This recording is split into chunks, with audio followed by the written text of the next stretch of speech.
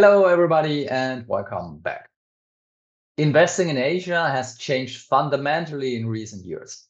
A strategy based on the long-term growth of the Chinese economy no longer works. Things have become more complicated economically and politically. This new environment could be a good time for a different kind of strategy to invest in Asia. My guest today is John Withaar, Head of Asian Special Situations and the lead portfolio manager of the Lotus Fund at Pictet Asset Management. We will be talking about total return and event-driven investing in Asia. A warm welcome, John. Thank you very much for having me. Today, we will be talking about total return and event-driven investing in Asia, John. So you pursue this special approach for Asian equity. So what are the benefits of this strategy and how exactly does your strategy differ from a pure stock picker approach? What we predominantly focus on is total return. So we're not looking at an index return, we're looking at an absolute return. And so in that regard, from the equity landscape in which we're investing, we're focused very much on hedging and isolating the alpha that is being created by individual corporate events. So what does that mean? Well, it means that we're focused on transformational events, whether they are put in place by the companies themselves or regulators or specific situations. And we're looking at those specific events where value is either created or destroyed.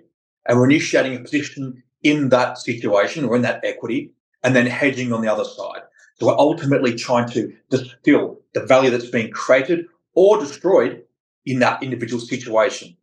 So as you mentioned, your investment theme is corporate events and special situations. What exactly is your understanding of a special situation and a corporate event? And what are the current drivers for corporate events in Asia?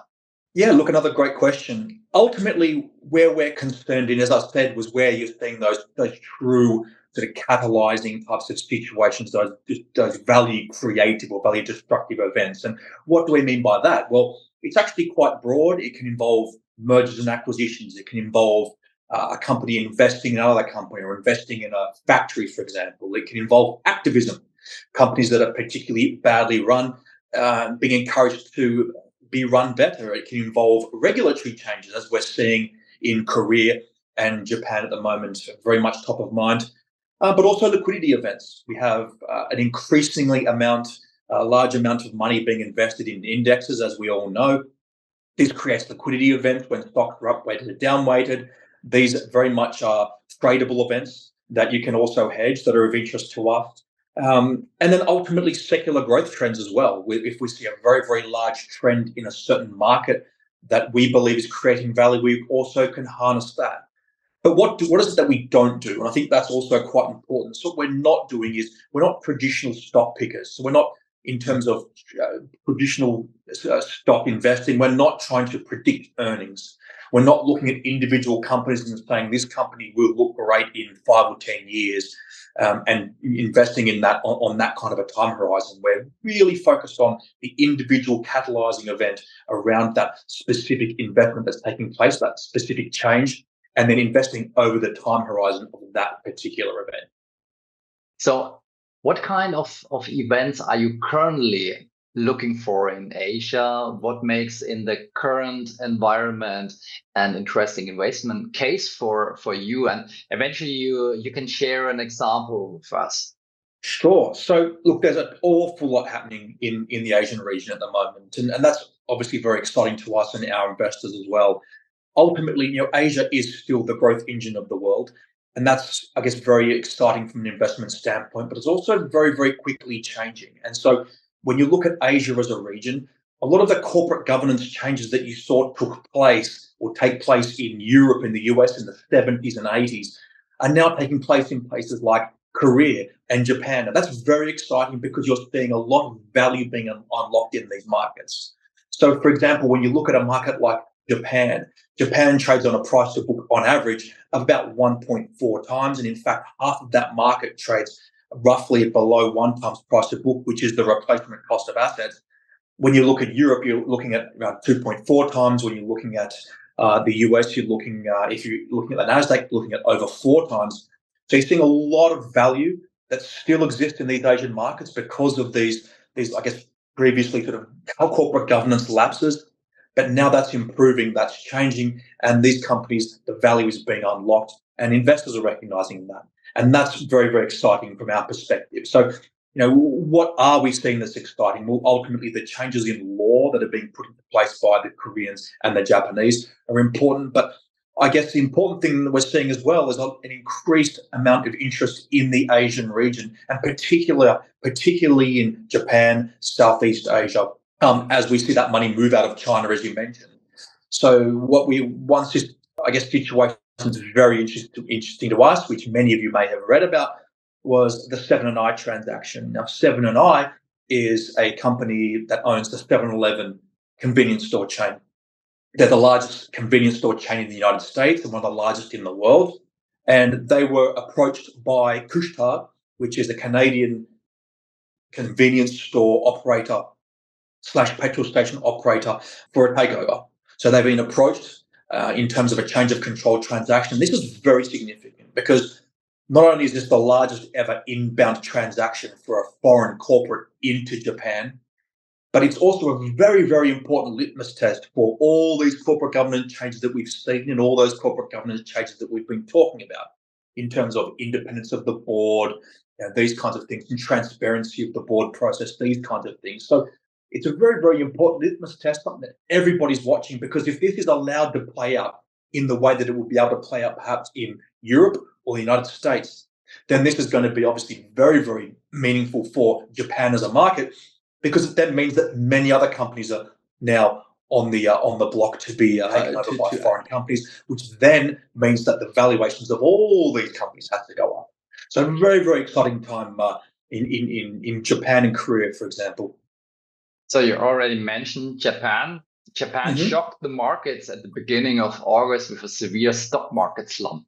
So to what extent has this changed your view of Japanese equities, and does this influence your views, your perspective on Japanese stocks, or are you unimpressed by that? No, I mean, look, it changes absolutely nothing. It changes absolutely nothing. The move that we saw, whilst it was very, very brutal, and in fact, it was the deepest, hardest move since Black Monday of 1987 for the Japanese market. And in fact, on a 2-day basis, it was the largest move down ever that the Japanese market has seen. But I think outside of that, a couple of things to unpack there. What we know now is that was a very technical move that was forced by quant funds that had grown very, very large in the region. And many of these quant funds particularly were refugees almost from China, where quant fund has been made effectively illegal, but also Korea as well. So you'd had a lot of very, very fast, very, very highly leveraged money concentrated on this market that all wanted out at the same time. But the big lesson from this whole incident was really in the recovery that we saw. And what we've seen is that despite the market being down in a huge amount over a very short amount of time, in fact, almost 18%, the market itself, as of the end of the month, which was just today, recovered all but 3% of its drawdown. And that speaks to the real fundamental attraction to that market. As you know, fundamental investors take a little bit more time to make their decisions and to put their money to work. But we've absolutely seen that. And that is really validating. That kind of bounce back is very, very validating for those of us that are doing the fundamental work and are looking at this market, because it tells you there is an appetite for that market, and that they were able to look through both that move in the market and that move in the yen to put their money to work in the market. So there's a real faith in that market, and we're seeing that. Many international investors regard China as uninvestable due to the political situation there and some homemade economic difficulties. What role do Chinese equities play in your portfolio, and do you see any interesting special situation in China? Oh, absolutely. There's a ton to do. And as we've mentioned, we're not purely focused on stock selection. We're not purely focused on the direction of the market at all. We're focused on those events that are creating or destroying value. And one of the things that I probably should have mentioned is that we do go short as well. So we were short some property names earlier in the year, which obviously worked out quite well for us. But just outside of that, we do see a lot of transactions that are taking place inside of China that don't have anything to do with the direction of the market. And what do I mean by that? Well, we're seeing sort of founder-led companies and private equity type transactions taking place in terms of takeovers. We saw L'Occitane, which many of you would be familiar with as a European brand, but is listed in Hong Kong. That was recently privatized. We're seeing some cleanups now in the property space in regards to Withaar Property Services, ESR Group. These are two property and logistics companies that have been taken over by either counterparties or by PE sponsors. So we are seeing the transactions, and many of this is because valuations in certain companies, particularly those companies with operations overseas, have become attractive. And so those transactions are where we're focused. We are seeing opportunities to involve ourselves in these transactions and collect alpha from them. And the beautiful thing about these transactions is that they have no real beta to the market. A change of control transaction, an M&A transaction, etc. These things have no correlation with the overall market. They are announced, they trade at a spread, and they close, and there's alpha there, and that is still very much on the agenda for us in Asia, and particularly in China. India has recently attracted a lot of interest. So the Nifty 50 index has tripled in the last 4 years. So is India also a market for special situations and events? Yes, absolutely. We are seeing things to do in India, but it is a different market. Obviously, it's not the value market that it once was, and certainly the other markets in the region are. But what we are seeing is we are seeing a lot of new companies come to market. We're seeing a lot of new IPOs.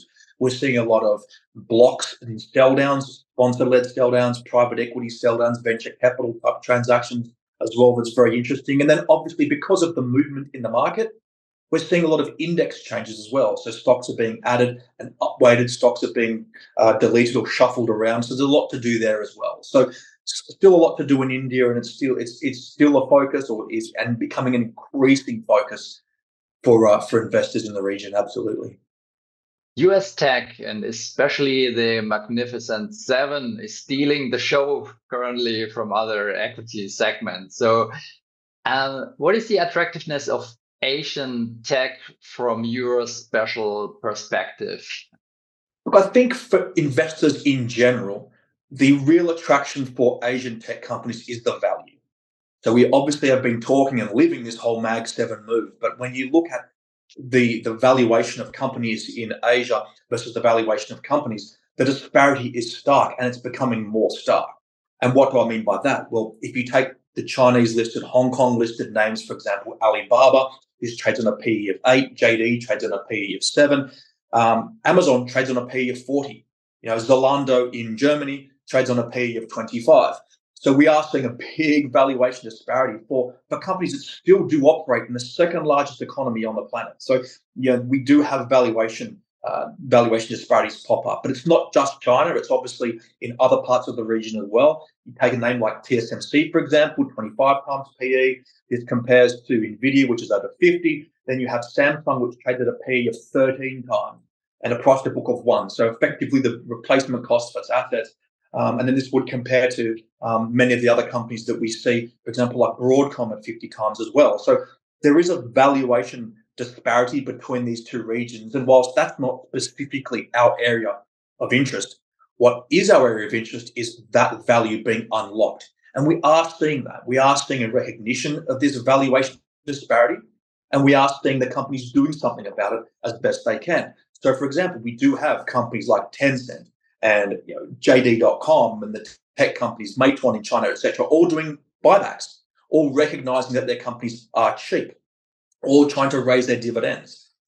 Then we get obviously names like Samsung and the other Korean names that are all at discount that all fall in the scope of the Korea Value Up program, which we will be seeing changes come into place there once we have more clarity on those rules. So things are happening. There are changes taking place, and the companies recognizing that. And that's really what's interesting to us, where we can find companies that are undervalued, but where they're trying to do something to unlock that value. That's very interesting to us. So this was John Withaar, Head of Asian Special Situations at Pictet Asset Management. Thank you very much, John, for being with us today and sharing your insights. Thank you.